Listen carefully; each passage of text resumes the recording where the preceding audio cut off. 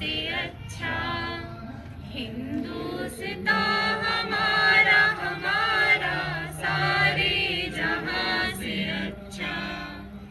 हम बुलबुले हैं इसकी, ये गुलसिता हमारा हमारा सारे जहां से अच्छा।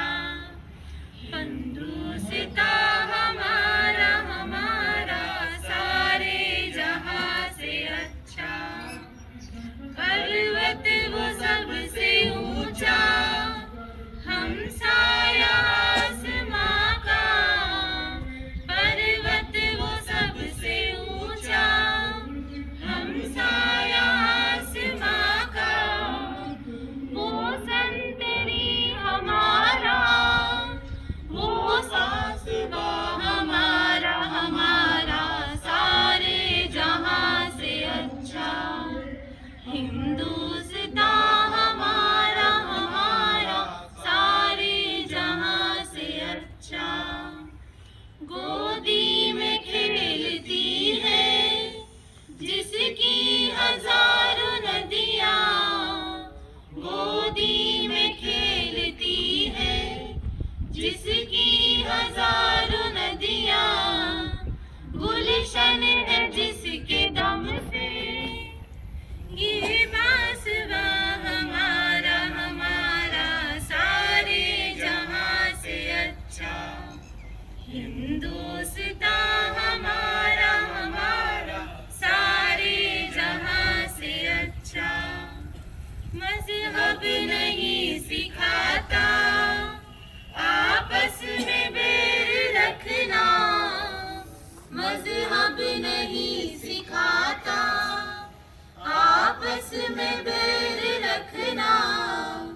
हिंदी है हम, हिंदी है हम, हिंदी है हम, वतन है हिंदुस्तान हमारा हमारा सारे जहां से अच्छा।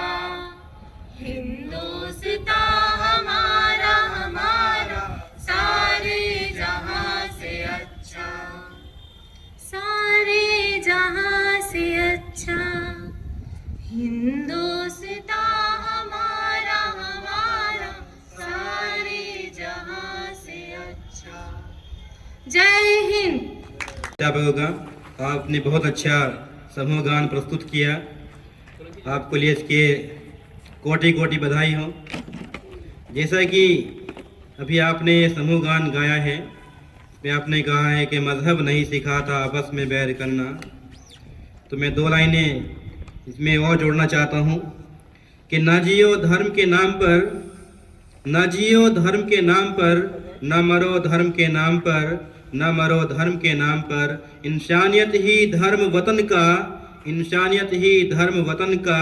बस जियो वतन के नाम पर, बस जियो वतन के नाम पर। ये एक राष्ट्रीय पर्व है। प्रत्येक विद्यालय में, सरकारी ऑफिसों में छुट्टी रहती है, लेकिन इस दिन फिर भी एक खुशी का माहौल हमारे पूरे भारत में होता है। तो इस खुशी के माहौल को आपके समक्ष एक कविता के माध्यम से प्रस्तुत करने के लिए मैं अपने विद्यालय के अध्यापक श्री धीरज राठौर जी को आमंत्रित करता हूं कि वो मंच पर आएँ। श्री धीरज राठौर जी और हमारा तथा हमारे साथ ऑनलाइन माध्यम से जुड़े हुए बच्चों का, उपस्थित समस्त शिक्षक शिक्षिकाएं, प्यारे बच्चों और ऑनलाइन माध्यम से जुड़े सभी अभिभावकों तथा गणमान्य नागरिकों को, आप सभी को देश के 73वें गणतंत्र दिवस की हार्दिक हार्दिक शुभकामनाएं। आज 73वें गणतंत्र दिवस के उपलक्ष्य पर मैं आपके सामने आज़ादी से जुड़ी चंद पंक्तियां रखना चाहूँगा।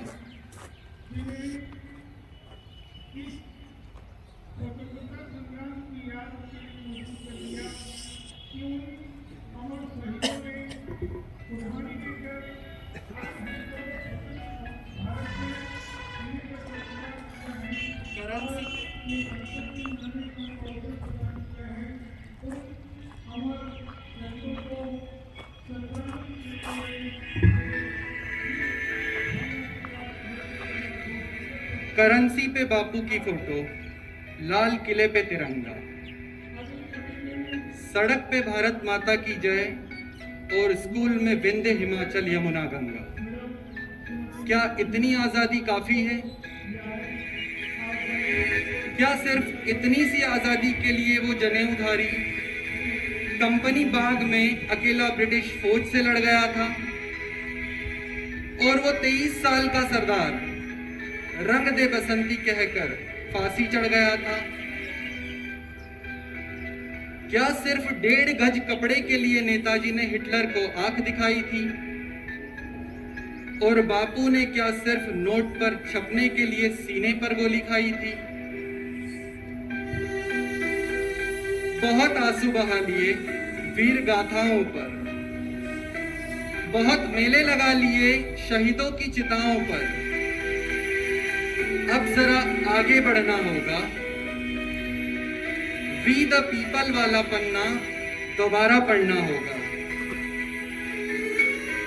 और समझना होगा कि जहां आजादी का मतलब सिर्फ फ्रीडम लिखा है, जहां आजादी का मतलब सिर्फ फ्रीडम लिखा है, वो सारे शब्दकोश व्यर्थ है। इस देश में आजादी के 1 या 2 नहीं, 135 करोड़ अर्थ है। आजादी वो है जो अपने सपनों के दरख्त फलने से डरे और न टूटी हुई चप्पलें डिजाइनर जूतों के साथ चलने से। आजादी वो है जब झुके हुए सरों का मुकद्दर बदल जाए और खोलियों के दिल से हवेलियों का डर निकल जाए। आजादी वो है जब हौसले की चिड़िया बांधाओं का पिंजरा तोड़ दे। आजादी वो है जब हौसले की चिड़िया बाधाओं का पिंजरा तोड़ दे और क ख ग ABC से डरना छोड़ दे। आजादी वो है जब अमन के गीत गाते हुए गले से लहू ना आए और अमरूदों के मौसम में बारूदों की बू ना आए। कब तक इतिहास पर जमी धूल माथे पर लगाते रहेंगे? कब तक इतिहास पर जमी धूल माथे पर लगाते रहेंगे? अमर जवान ज्योति को जलाए रखना है तो उसकी जड़ों में नया ईंधन भरना होगा। 47 का सब्सक्रिप्शन फिर से रिन्यू करना होगा। बेखौफ जीना हमारा हक है और ये हक बुनियादी है। बेखौफ जीना हमारा हक है और ये हक बुनियादी है।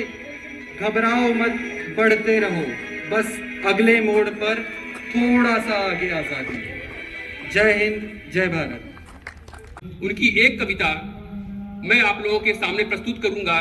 करने के पहले मैं ये बताना चाहूंगा कि भगत सिंह जिनको आदर्श मानते थे, जिनकी फोटो हमेशा अपने पॉकेट में रखा करते थे, उनका नाम था सरदार करतार सिंह सरावा। उनकी एक कविता मैं आप लोगों के सामने प्रस्तुत करूंगा। मजलिम से तेरे नाला घरों में जब वसर होंगे, मजलिम से तेरे नाला घरों में जब बसर होंगे, न तुम इस देश में होगे न हम जेरे जबर होंगे। अगर तू लैले जुल्मत है तो हम हैं मेहरे आजादी, तेरे दुश्मन के हर इस पंक्ति में न होंगे। मिटा देंगे जहां से हम निशा तक सब मजालिम का, नहीं तो पहरे आजादी में हम जेरे लहर होंगे। जबर ने खल्क से तू खुश होना मेरी माता, चढ़े फांसी पर हंसकर तेरे लफ्ते जिगर होंगे, चढ़े फांसी पर हंसकर तेरे लफ्ते जिगर होंगे।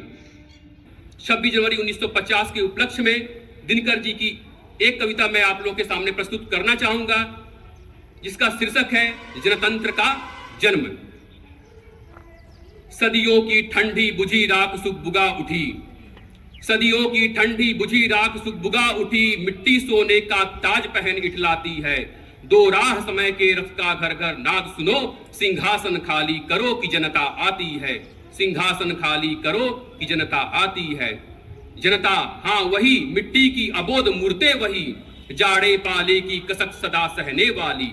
जब अंग अंग में लगे सांप वो चूस रहे, तब भी न कभी मुंह खोल दर्द कहने वाली।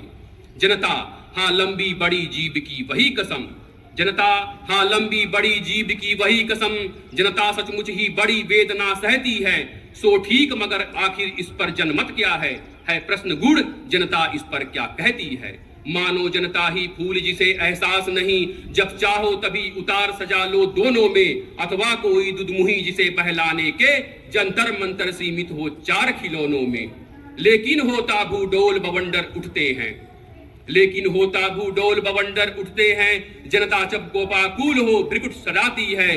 2 राह समय के रथ का घर घर नाद सुनो, सिंहासन खाली करो कि जनता आती है, सिंहासन खाली करो कि जनता आती है। हुंकारों से महलों की नींव उखड़ जाती, हुंकारों से महलों की नींव उखड़ जाती, सांसों के बल से ताज हवा में उड़ता है। जनता की रोके राह समय में ताव कहां, वह जिधर चाहती काल उधर ही मुड़ता है।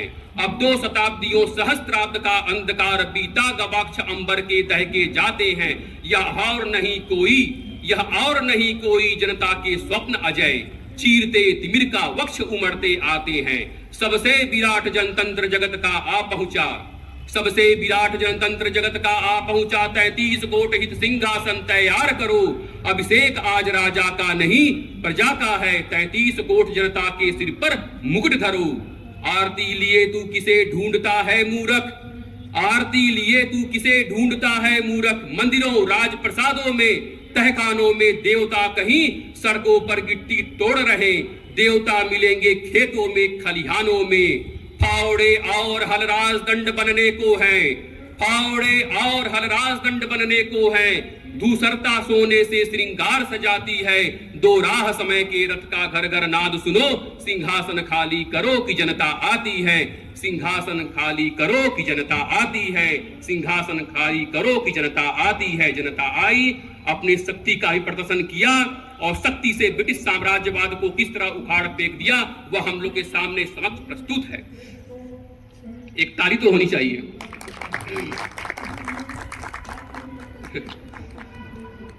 अटल जी की एक कविता के साथ मैं अपने शब्दों को विराम देना चाहूंगा। उनकी एक कविता थी, उसमें उन्होंने यह व्यक्त किया था कि भारत एक राष्ट्र पुरुष है, भारत एक राष्ट्र पुरुष है। भारत जमीन का टुकड़ा नहीं, जीता जागता राष्ट्र पुरुष है। हिमालय इसका मस्तक है, गौरी शंकर शिखा है। पंजाब और बंगाल 2 विशाल कंधे हैं, विंध्याचल कटी है, नर्मदा करधनी है। पूर्वी और पश्चिमी घाट 2 विशाल जंघाएं हैं। कन्याकुमारी चरण है, सागर इसके पग पखारता है। पावस के काले काले मेघ इसके कुंतल केस हैं। चांद और सूरज इसकी आरती उतारते हैं। मलया नील चंवर ढुलाता है। यह बंदन की भूमि है, अभिनंदन की भूमि है। यह तर्पण की भूमि है, यह अर्पण की भूमि है। इसका कंकर कंकर संकर है, इसका बिंदु बिंदु गंगाजल है। हम जिएंगे तो इसके लिए, मरेंगे तो इसके लिए। हम जिएंगे तो इसके लिए, मरेंगे तो इसके लिए। जय हिंद, जय भारत। जिंदगी मौत ना बन जाए, संभालो यारो। जिंदगी मौत ना बन जाए, संभालो यारो। हो रहा चैनो मन, हो रहा चैनो मन। मुश्किलों में है वतन, मुश्किलों में है वतन। सरफरोशी की शमा दिल में जला लो यारो। जिंदगी मौत ना बन जाए, संभालो यारो। जिंदगी मौत ना बन जाए, संभालो यारो। हो रहा चैनो अमन, हो रहा चैनो अमन। मुश्किलों में है वतन, मुश्किलों में है वतन। सरफरोशी की शमा दिल में जला लो यारो यारो यारो। जिंदगी मौत ना बन जाए, संभालो यारो।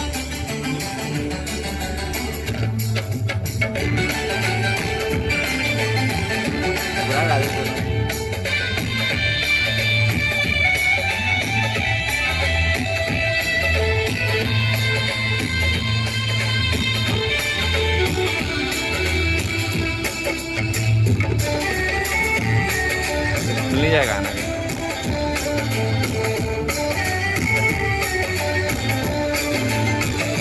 एक तरफ प्यार है, चाहत है, वफादारी है।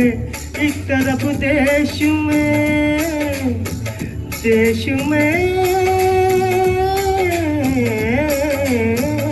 एक तरफ देश में धोखा है, गद्दारी है। बस्तियां सहम समन, आज समन सारा है। गम में डूबा हुआ आज सब नजारा है। आग पानी की तरह अब बरसाएंगे, ले लुहाते हुए सब कैद सुलग जाएंगे, जाएंगे, जाएंगे। हो रहा चैनो अमन, रहा चैनो अमन।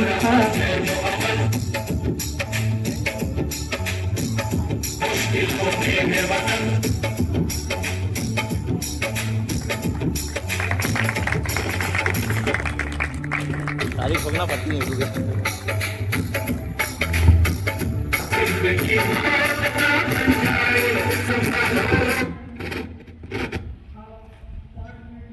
बहुत बहुत धन्यवाद अकरम।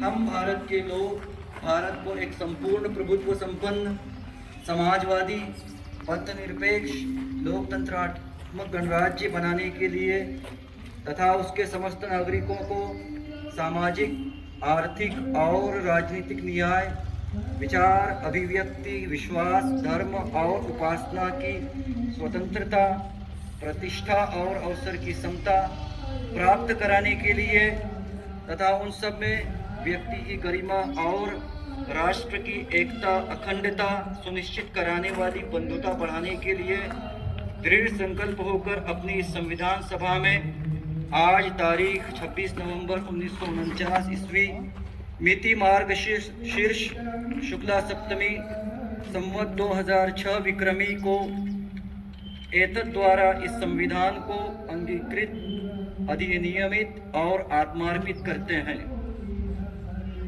हम ईश्वर से प्रार्थना करते हैं कि संविधान की इस उद्देशिका में आए मूल्यों को हम प्राप्त करें।